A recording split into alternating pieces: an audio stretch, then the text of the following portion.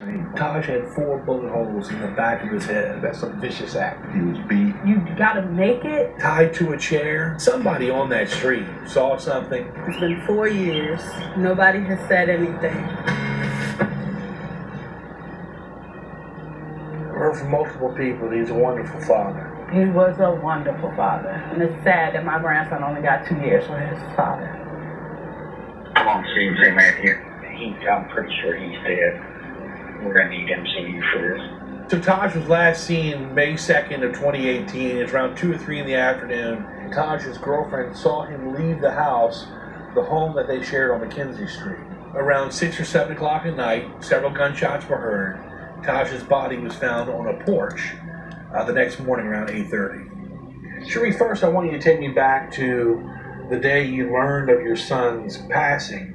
That whole entire day, I felt sick to my stomach. And then the detectives called about 3:45 and asked me was he my son. And then they said to wait, that they needed to come and speak to me. And then they came to my job and sat me in a room and showed me a picture on the phone and asked me was that my son. What was the picture of? Was it him on that front porch? Yes. He was tied to this metal chair.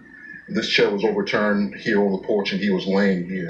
Out of all of his injuries, which one stuck out to say this was personal? Because it was very personal. The fact that they tied him up, the fact that you got him tied around the neck, like you up close, you got him naked. The way that his wounds were, they're very close, personal wounds to his face. He was shot 4 times in the head, according to the autopsy. He was bound, he was gagged. He was bloody. Face was swollen. It appears that a message was trying to be sent. About 6, 7 shots, man. About right before dawn, or it may have been dawn. I didn't pay attention, but I paid attention to those shots. It's been 4 years. Nobody has said anything. Even after you heard gunshots, when you know it's in the clear, at least you come outside and you look around to see, So for you to just not come outside at all and look around, and because you could, if you live right across the street, I'm sure you could have seen his body. So I don't understand how nobody saw him. I just don't. And then that chair is still on the porch, and I don't understand that either. What we're doing here, what do you hope comes about? They need to get on their job. They need to get into his Facebook.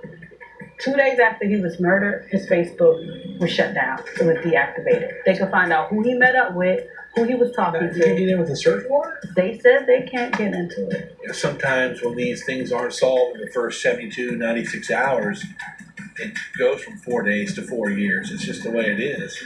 And especially in areas where the community isn't very helpful to police, it happens to where they can't get the information they need to solve this. Somebody on that street saw something, heard something, but they're not opening their mouths and talking to the right people. It's sad. It's like, what can you do? Like, as far as the residents out there, like, why are they so scared? Like, what have them so scared?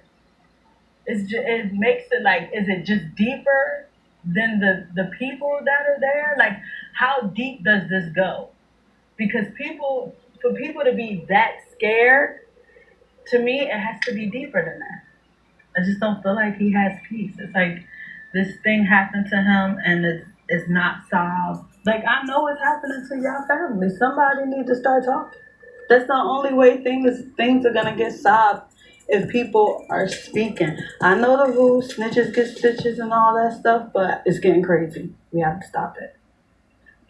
Tonight at 11, we will ask the chief of police about that chair and what he's doing to get some more eyes on this case. John, I remember the story when you reported on it in 2018. It's one of those stories you just do not forget. This is the first story that you've done while digging into the unsolved murders. Why did you choose this one? Well, Pete, actually, we came up with the idea, and Petersburg came to us with this case. As you heard the deputy chief in that story say, this is one of the worst ones he's ever been a part of as a Petersburg police officer. Some personal elements, all that gruesomeness.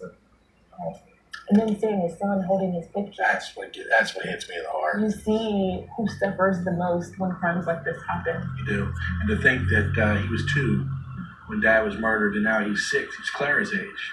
His boy is Clara's age. We look forward to seeing that tonight, John. Thank you. Thanks, John.